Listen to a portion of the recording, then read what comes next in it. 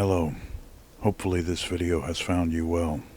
For those of you who prefer to take the responsibility of keeping yourself warm during winter into your own hands, this video hopes to provide some insight for a simple build while offering improvements over a standard barrel stove. For those of you who haven't already goldfished out and clicked away, welcome to the farm, where the jokes don't land, the chickens don't lay. Son of a bitch. And the only cheese I produce is the videos I upload to YouTube. The first thing you'll need is a barrel stove kit. Yeah, it appears we have some instructions here. Let's see. Improper use of this product can result in serious injury or death. That's probably not important.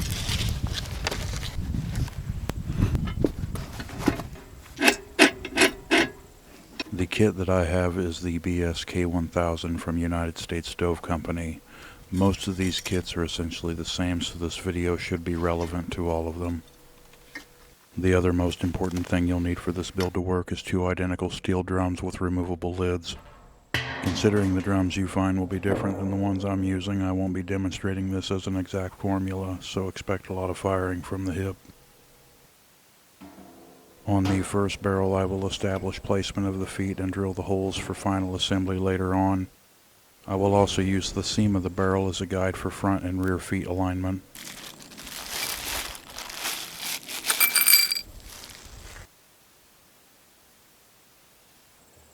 I make sure the feet are straight by measuring both sides to the front of the barrel.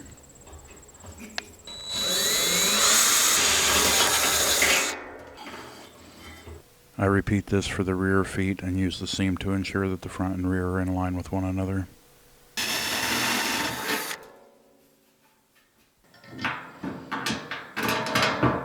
With the feet mounting points established, I can start working on the second barrel. The second barrel needs to be cut down to fit inside of the first barrel. The top and bottom rim of the barrel need to be removed. This is done for fitment as well as ensuring the lid will seal properly.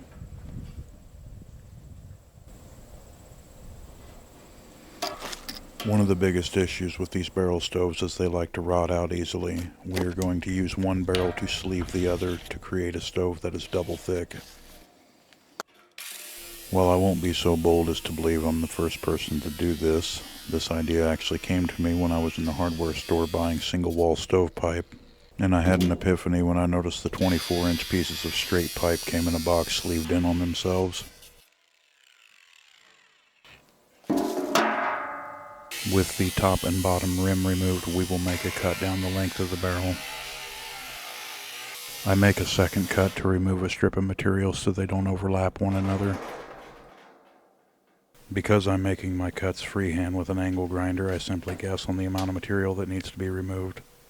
If you're looking for your cut to be a bit more precise, you could measure the inside diameter of the barrel as well as the outside diameter.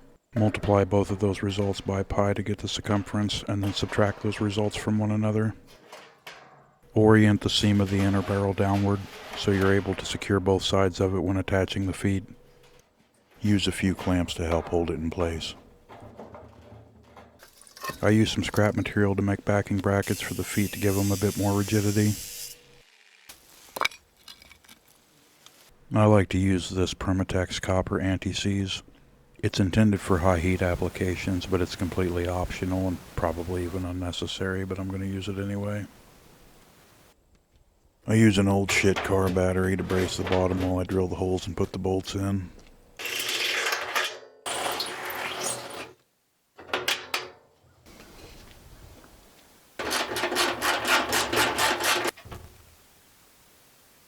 There's an old barrel stove on the scrap heap that has some all-thread braces for the legs. Removing them was almost more trouble than it was worth, but I finally got them off and called it a day.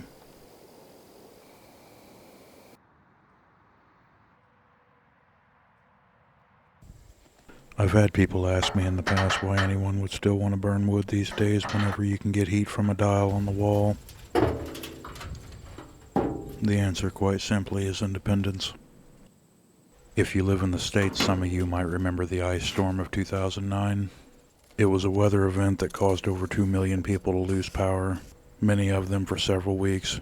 God help any of them that had an electric furnace. As a result, more than 65 people died.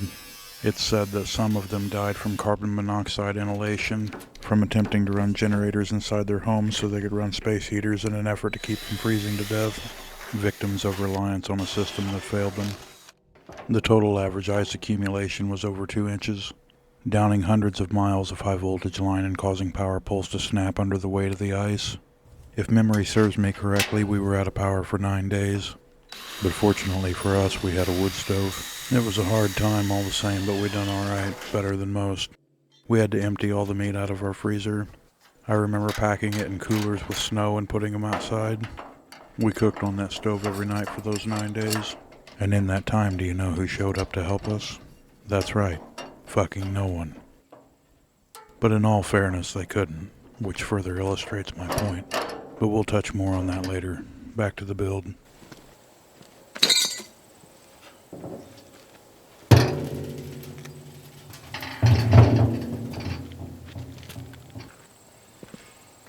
I was lucky enough to source a lid that had the absence of a bung hole. I don't know why I said it like that.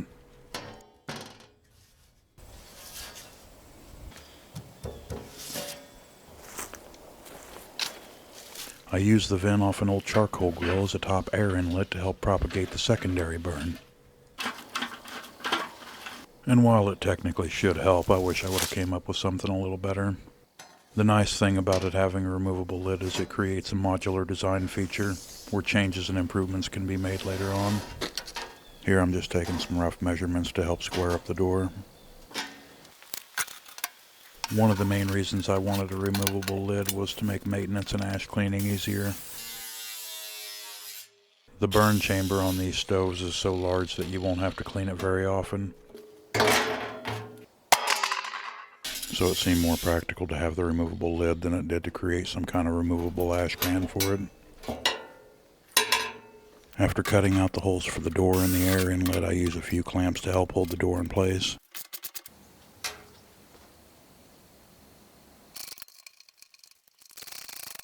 Be sure to clean up the jagged edges on all your cuts with a grinding wheel the best you can.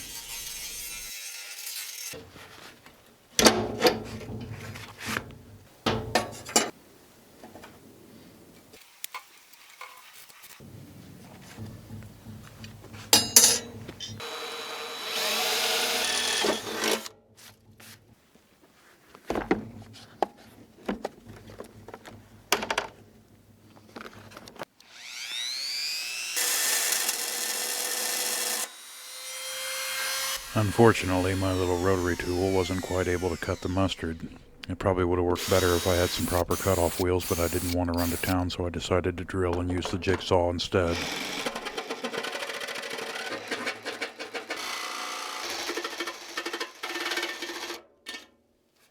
God damn, that's ugly.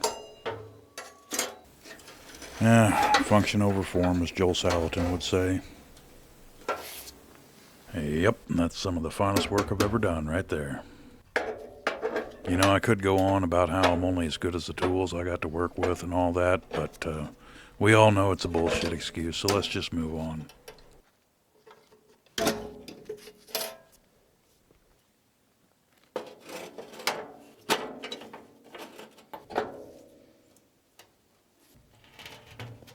I'll be damned, it's starting to look like a wood stove. Let's go ahead and build a fire in it right quick to burn off the factory paint. I'm glad that wasn't skin.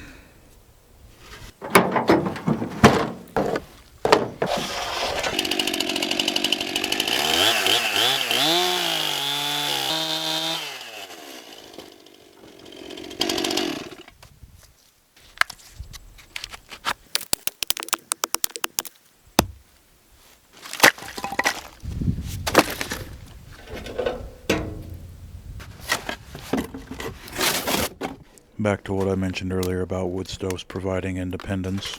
And during a time when nearly all media is designed to be politically polarizing, I hope you'll take comfort in knowing you'll find none of that here.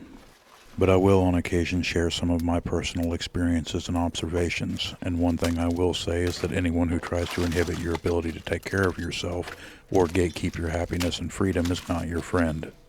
Particularly if it's anyone who tries to mandate monetary extortion of your personal struggle.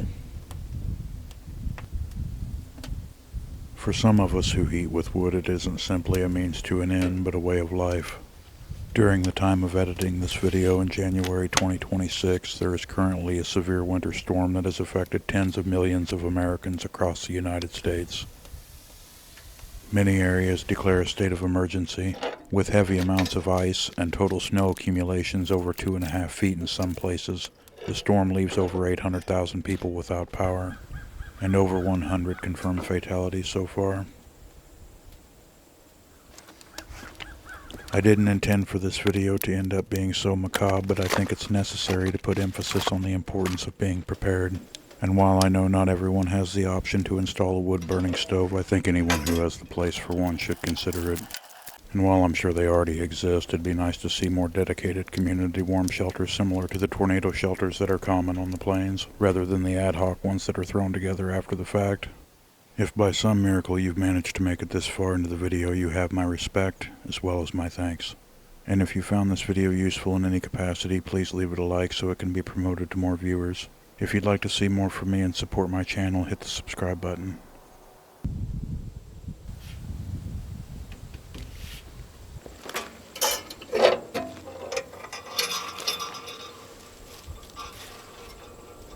With the stove cooled off, we can apply a coat of high temperature paint to protect against rust.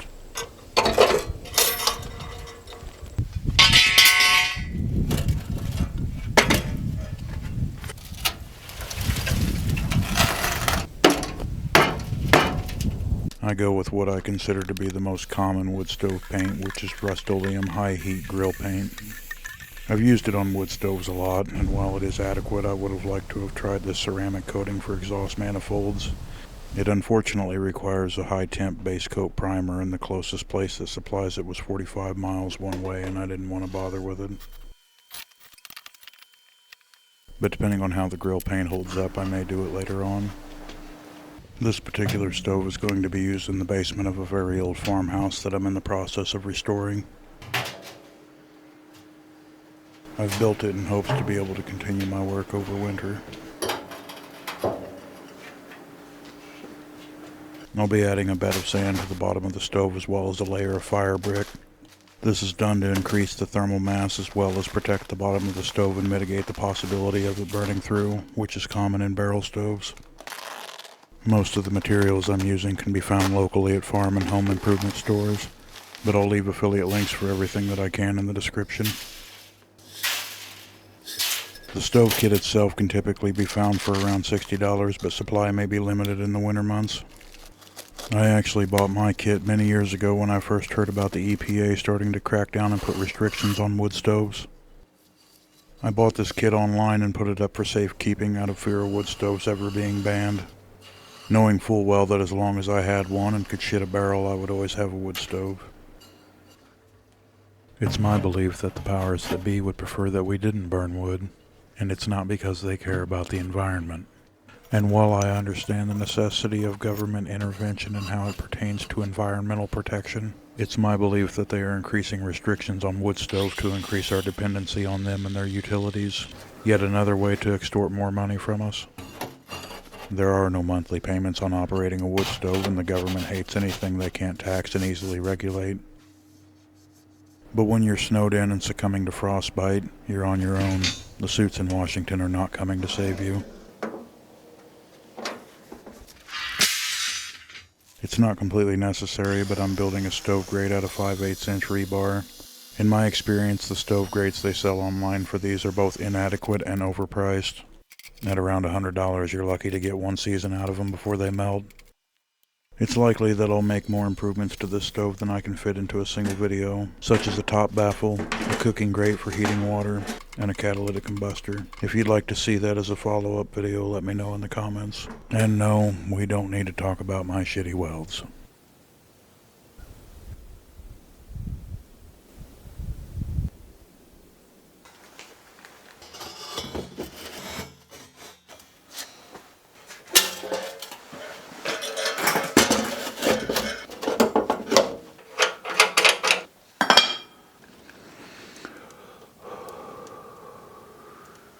It's goddamn cold. Let's finish this tub of shit so we can get a fire going.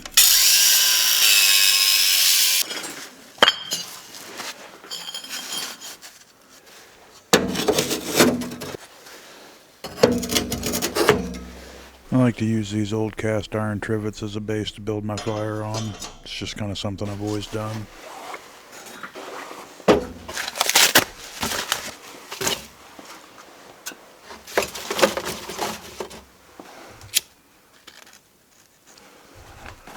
If you have any stories you'd like to share about some of the hardest winters you've ever encountered, I'd love to read about it in the comments section.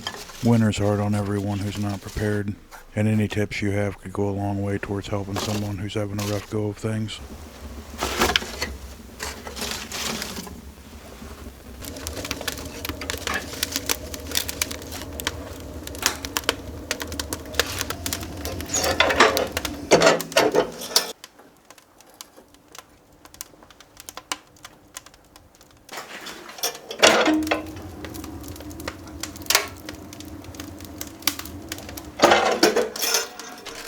For those of you who have managed to make it to the very end, thank you so much. Take care, and we hope to see you again real soon.